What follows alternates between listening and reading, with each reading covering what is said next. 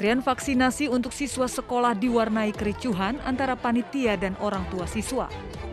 Kericuhan dipicu karena proses antrian yang dinilai berantakan. Selain antrian, orang tua siswa juga menilai terjadi penumpukan orang yang berada di dalam Islamic Center Surabaya yang dapat memicu terjadinya klaster penyebaran virus COVID-19.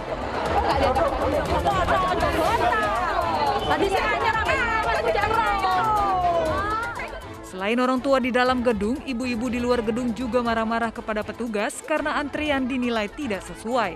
Namun petugas hanya bisa menenangkan para ibu-ibu. Pertama itu di tengah, posisi di tengah itu pertama.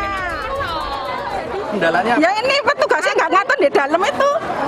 Nggak jelas, petugasnya nggak jelas. Jadi ngantri sampai sekarang gitu? Iya tadi ya pertama masuk itu kosong, petugasnya nggak ada. Saya sudah situ, ibu-ibunya sendiri Pak yang noto Pak ya bagus. Cina-cina tos dimasukkan. Terus yang WNA dulu yang dianu ini ternyata WNA dulu yang dimasukkan nggak jelas.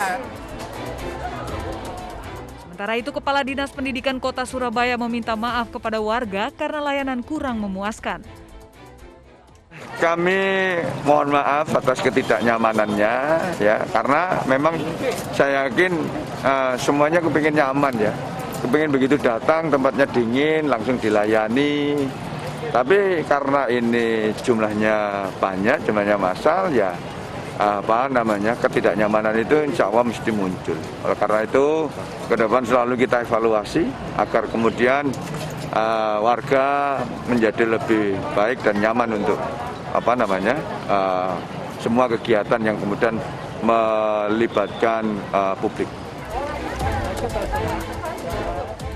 Meski demikian, proses vaksinasi terus berjalan. Anak-anak yang sudah mengantri tetap mendapatkan vaksin.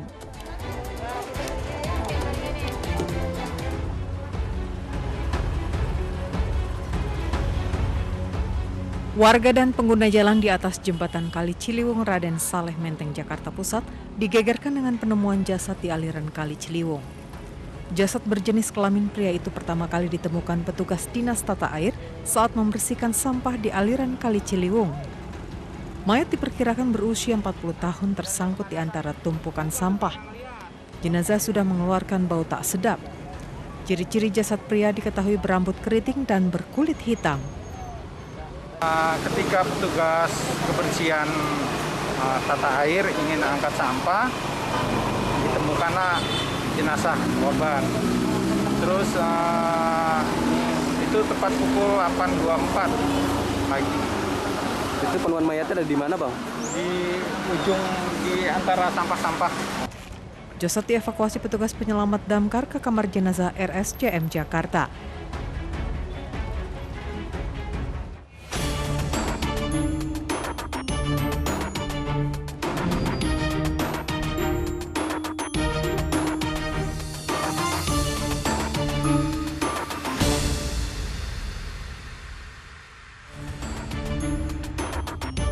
Awal pernikahan biasanya penuh dengan kebahagiaan, namun ini tak dirasakan oleh seorang istri di Makassar, Sulawesi Selatan.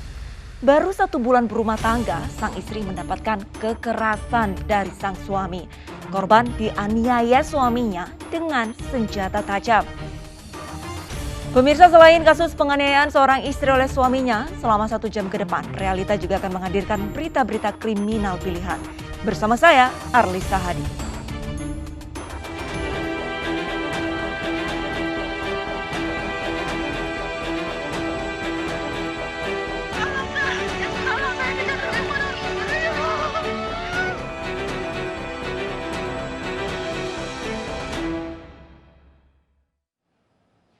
Kita awali Realita dengan informasi pembunuhan pemirsa. Seorang ibu rumah tangga di Palopo tewas mengenaskan dengan banyak luka di tubuhnya.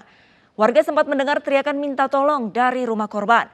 Saat didatangi, warga melihat seorang pria keluar dari rumah dan kabur ke rawa.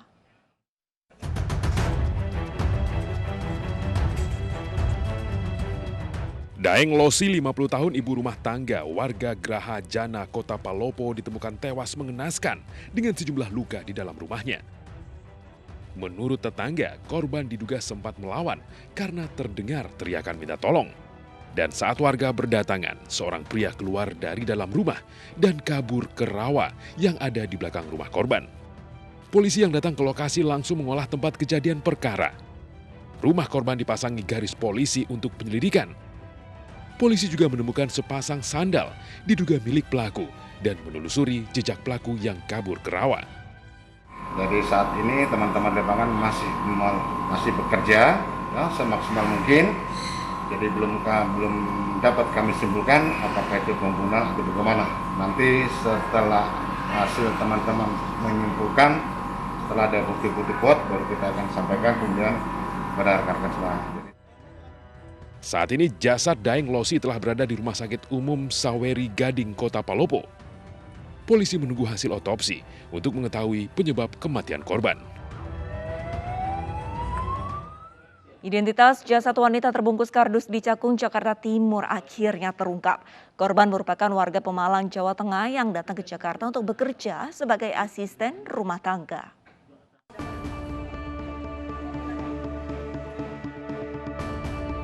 Usai identifikasi dan otopsi, jasad wanita terbungkus kardus yang ditemukan di Cakung, Jakarta Timur diketahui adalah Marwah, warga Pemalang, Jawa Tengah. Jenazah wanita 17 tahun itu dijemput tantenya yang mewakili keluarga di Rumah Sakit Polri Kramat Jati.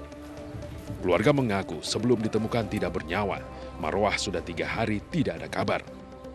Korban datang ke Jakarta untuk bekerja menjadi asisten rumah tangga bersama kekasihnya yang bekerja sebagai buruh bangunan.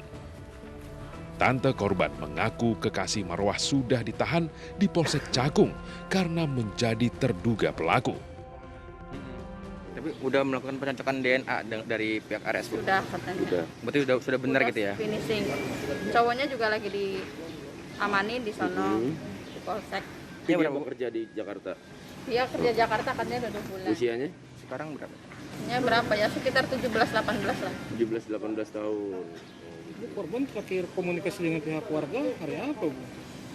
Kata mamanya sih 3 hari ini nggak ngabarin. Memang biasa setiap hari itu pasti telepon. Oh, setiap hari pasti telepon keluarga. Usai pengurusan dokumen kematian, jenazah Marwah kemudian dibawa pulang ke kampung halamannya di Pemalang, Jawa Tengah untuk dimakamkan. Sementara itu duka masih terasa di rumah keluarga Marwah di Desa Cikadu Wati Kumpul, Kabupaten Pemalang, Jawa Tengah. Orang tua Marwah masih tidak percaya anak perempuannya yang masih belia harus pergi dengan cara yang mengenaskan. Keluarga berharap pembunuh Marwah bisa mendapat hukuman yang setimpal dengan perbuatannya. Keluarga korban gimana Pak terhadap pelaku Pak? Belum mboten ngertos. Nggih. Kulo juga ngertos saking kelurahan. Nggih. Lah tuntutannya Bapak pada pelaku apa ini Pak? Pengen aja dihukum mati mawon. Kepengin nih Pak. Pengen niku nggih. Borong-borong hukum kados pundi kados niku mawon. Marwah diketahui pergi ke Jakarta bersama kekasihnya yang kini kabarnya ditahan polisi. Marwah menjadi asisten rumah tangga dan sedang mengurus rumah majikannya yang sedang isolasi mandiri. Seorang wanita di Labuan Batu Utara, Sumatera Utara ditemukan tewas di tepi sungai dalam kondisi hamil. Korban tewas dibunuh selingkuhannya yang menolak bertanggung jawab karena hubungan mereka cinta terlarang.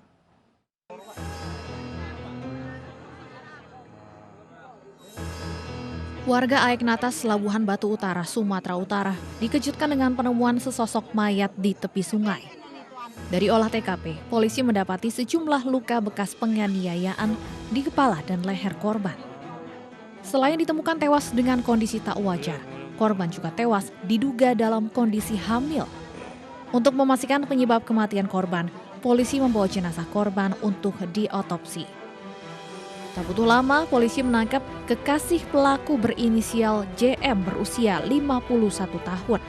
Dari hasil penyidikan diketahui, sebelumnya saat pasangan ini berduaan, korban mengaku hamil dan minta pelaku bertanggung jawab. Namun karena pelaku menolak bertanggung jawab, keduanya terlibat cekcok hingga berujung penganiayaan. Korban pun tewas kemudian. Karena panik, pelaku lalu membuang jasad kekasihnya ke sungai dan langsung melarikan diri. Dengan alasan bahwa korban sudah hamil. Nah, akibat permintaan inilah kemudian menjadi sumber percekcokan di antara korban dengan tersangka.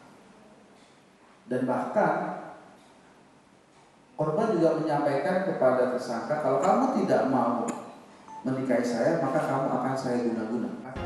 Tersangka dijerat dengan pasal pembunuhan dengan hukuman minimal 20 tahun penjara. Akibat sering dituduh selingkuh dengan wanita lain, seorang suami di Kabupaten Bekasi, Jawa Barat tega membakar istrinya. Mirisnya, sang istri tengah hamil 5 bulan dibakar dengan bensin.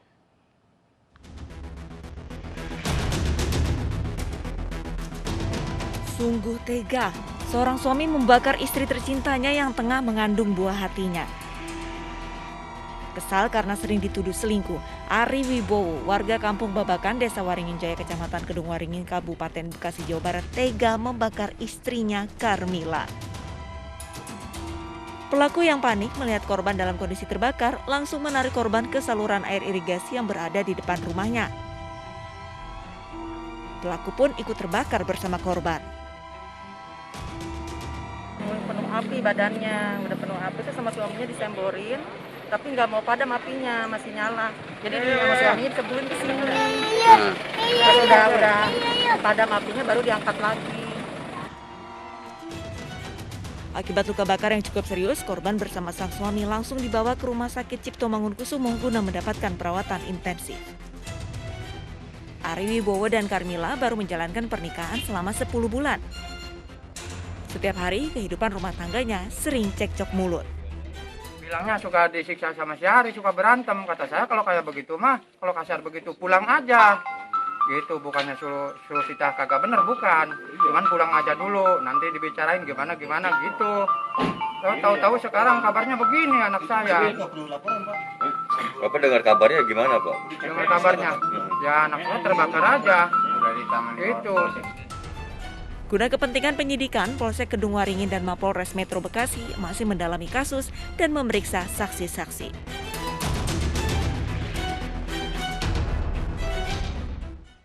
Diminta bertanggung jawab, seorang buruh kasar di Majalengka, Jawa Barat justru menganiaya kekasihnya yang hamil hingga terluka dan keguguran. Tidak hanya itu pemirsa, pria ini juga menuduh sang kekasih berselingkuh dan janin yang dikandungnya bukan anaknya.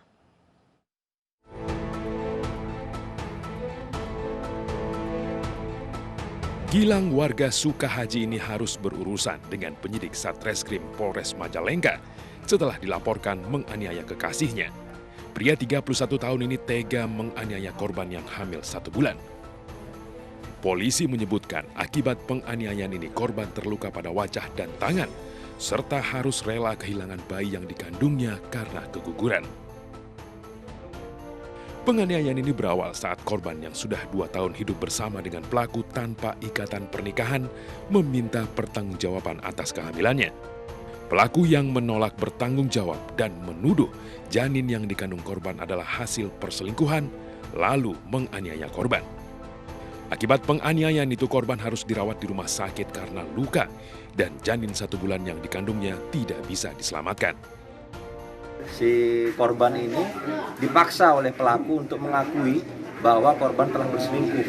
Karena sempat korban itu menuntut pertanggungjawaban kepada pelaku, sudah hamil 6 minggu. Tapi pelaku tidak terima, bahkan memaksa korban untuk mengakui bahwa korban itu berselingkuh. Karena menolak, akhirnya itu menyulut kemarahan pelaku atau tersangka sehingga melakukan penganiayaan, tepatnya memukul pada bagian mata korban sebelah kiri dan kanan, kemudian menendang pada bagian perut, dada, dan punggung. Itu pasangan suami istri bukan? Jadi dari keterangan tersangka, mereka belum berstatus suami istri, tapi sudah hidup serumah dalam satu tempat kos-kosan kurang lebih 2 tahun. Kini pria tidak bertanggung jawab ini harus mendekam di sel tahanan Polres Majalengka karena perbuatan kasarnya. Dirinya harus berpisah dengan korban yang sudah menjadi teman hidupnya selama 2 tahun terakhir dan terancam hukuman maksimal 12 tahun penjara. Baru 4 minggu berumah tangga, seorang istri di Makassar, Sulawesi Selatan dianiaya dengan brutal oleh suaminya. Selengkapnya sesaat lagi, tetaplah di Realita.